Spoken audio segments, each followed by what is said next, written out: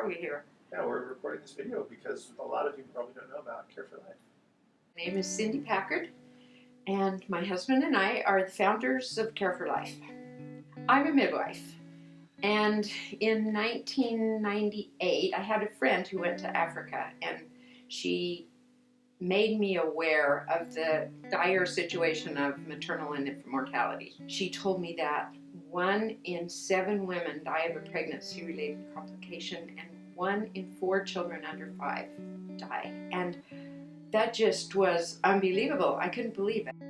I read an article, and the article said in some parts of Africa, over 50% of the babies are dying, and that's because no one's interested in training midwives anymore. And when I read that, I just had a powerful something hit my heart. And I knew that I could not just keep on going with my life having had that experience. Yeah. They're dying from such simple things as a mother doesn't know to give a child with diarrhea more fluid, not less fluid. I decided that I would go. We decided to go to Mozambique because Mozambique had recently been through a big hurricane and the country was flooded and people were displaced. They were living in camps. A woman had actually had a baby in a tree because there was flooding all underneath. And I thought, well, I could go deliver babies in a displacement camp. Next morning we had a meeting with the Ministry of Health and all of his colleagues. And he said, I don't want you to deliver babies. I want you to train the traditional birth attendants in our country. And there was several thousand, and they all needed training. They were illiterate women.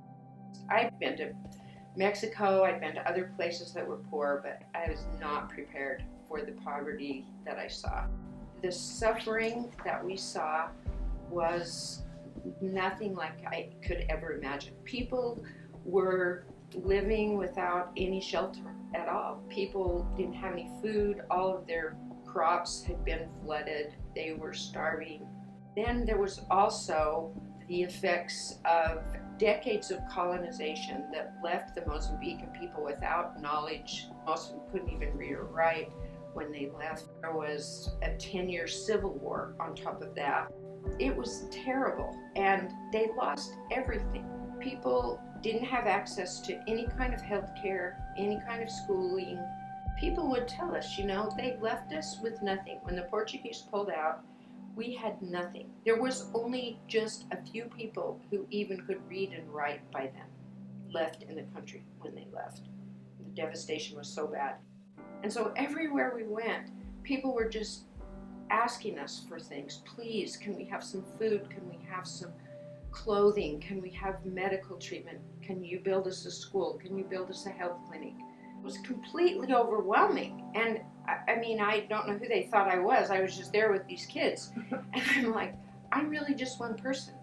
I was just overwhelmed. I cried every night. I was just like, why did I come? And I felt that I should be there, but I didn't know why. And then one day I asked this older man who was just kind of sitting off to the side and hadn't really talked to us much. And I said to him, I'm just one woman. I can't do all these things. I said, if you could boil it down to one thing that you need, most of all, what would that be? And he sat there for a minute and he thought, and then he said, we need knowledge. And that was a turning point for me. I thought, okay, that is the best way to help, the best bang for the buck, And I knew that I had to do something. I came home from that trip and I got my husband and we just started to do some research to think how would be the best way to help. And we thought maybe we could just join up with an effort. There's a lot of people doing good in the world and we could do that. But what we found was there was billions of dollars being dumped into Africa, basically. Good, well-meaning people who wanted to help, but they were just giving things to the people. And what that basically did was cause this culture of dependency. And they just expected that they would get things because that's the way it had been done. And we decided early on, we don't want to do that. We want to help people become self-reliant where they don't need to wait for someone to come and give them something. In Mozambique, it was extreme poor everywhere, and you couldn't just go do a water project or you couldn't just do a malaria project. And we realized it had to be a holistic, comprehensive kind of help that they needed, and no one was doing that. And I remember reading a book, and it just said, go to the people, live with them, love them, learn from them, work with them. Start with what they have, build on what they know, and in the end, the people will rejoice and say, we have done it ourselves. We started to learn about the orphan situation in Africa. And if you go to Africa, you're going to be touched by the orphans. And at the time, there was 12 million orphans in sub-Saharan Africa. But the projections were just in maybe something like 5 years, that number was going to grow to 50 million orphans. And so it was like, you couldn't build enough orphanages to help those children. You couldn't provide enough diapers or whatever it was. And we thought, we need to do this differently. We have to get in front of this flood. And what we found out that was astonishing, the majority of children in the orphanages have a family. They just couldn't take care of their children anymore. Because of HIV, the parents had died. There was a whole missing generation. Grandparents were overwhelmed trying to take care of grandchildren. And so they came to the orphanage so they could get some kind of schooling and some kind of food. And so we decided to go back to the village, to the family of origin, and prevent families falling apart. And that was the beginning of the Family Preservation Program. A lot of humanitarian aid programs just work with a woman, but when that happens, you usually see the dominoes fall later in the dissolution of that family. You know, there'll be increased abuse by a husband. Bringing the father in, helping him develop a way to take care of his family, to have an income, to have a way to make money, and they work together. Families work together in their gardens, they work together in their businesses, and it's one of the things that the Care for Life program does, is it helps people be able to help each other. Because if you only have this much, you can't look around and think, how can I help my neighbor? Because I only have this much to feed my child. But once you get enough, then you can actually go, oh, there's some orphans living down the road, I can help them. Or there's a widow that has her grandchildren, I can help her. And that's one thing that is very different about Care for Life villages and non-Care for Life villages, is they don't have enough to really help each other. What the Family Preservation Program does is it helps them develop skills and learn the knowledge that they need to become self-reliant. So we choose 8 areas of focus, the most important things that they need to learn about nutrition and sanitation and housing and health and income generation. And we teach them over a period of 2.5 years that we're in the village how to become self-reliant. And they learn what causes disease and what they can do to prevent it. And they learn how to grow a garden and the importance of nutrition. And one of the difficult things about the program was when you work with the poorest of the poor, they don't have any resources at all. So you can teach them how to grow a garden, but they don't have any seeds. You can teach them about the importance of a latrine, but they don't have the ability to make one that won't flush away with the next rain. And so we came up with a system of goals and rewards. And the families set goals in those 8 areas, and they can earn a reward, a small reward like seeds, a hoe, and a watering can that enable them to utilize the knowledge that they've gained. When we started out initially, we were U.S. volunteers, okay?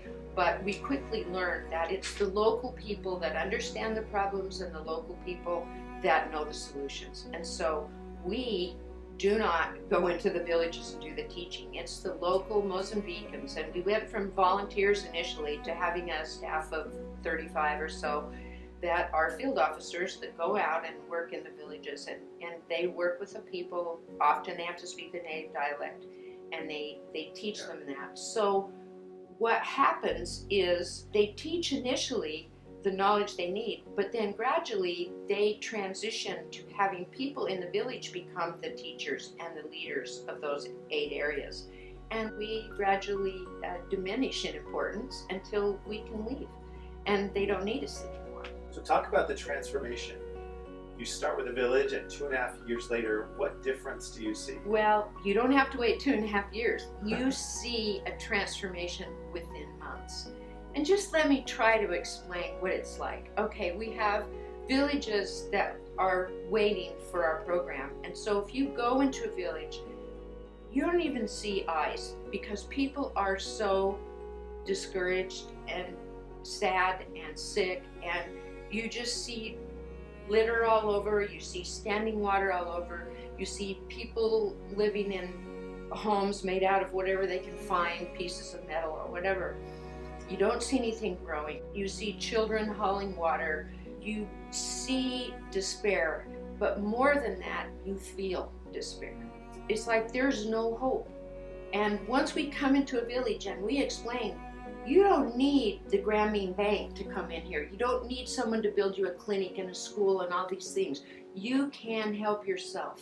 You can learn the basics of how to be healthy, and you can become literate, and you can do all these things with a little bit of initiative, and they just change. The real test then is, do they continue doing those things when we leave? We continue to collect data on the villages that we've left, so up to 5 years later, and they just keep going up. They've learned to bring in electricity and roads. They've got businesses that are thriving because of the savings and loan organizations. They help each other. They don't need outside money. So we do track those villages that we leave, and it's fun to go back and see how well they're doing, and they are continuing without us being involved at all. One of the things that we're doing right now that I'm really excited about is called the Family to Family program. And the Family to Family program is basically for $29 a month, a family here can support a family in need there. And there's 250 families in a village. And so our goal is to get 250 families who will provide $29 a month to help us open a new village. And there are villages that are waiting and begging for us to come. And we're only limited by the resources we have. We have the staff to do it. We're just limited by the resources to open new villages. And every day that we don't, people are dying in those villages. And so this gives a family an opportunity to be involved, to know that they're helping a family in Africa. The great thing about our program is we have an exit strategy. We are there for 2.5 years and we leave. And they're okay and they go on. So it's not like funding something that year after year after year you have to keep doing. Well, this is a program that works. It's been proven to save lives. There's great, great need in the world on both sides of the aisle. There's a need for those of us who have an abundance to give to those who don't have an abundance, and it will bless us.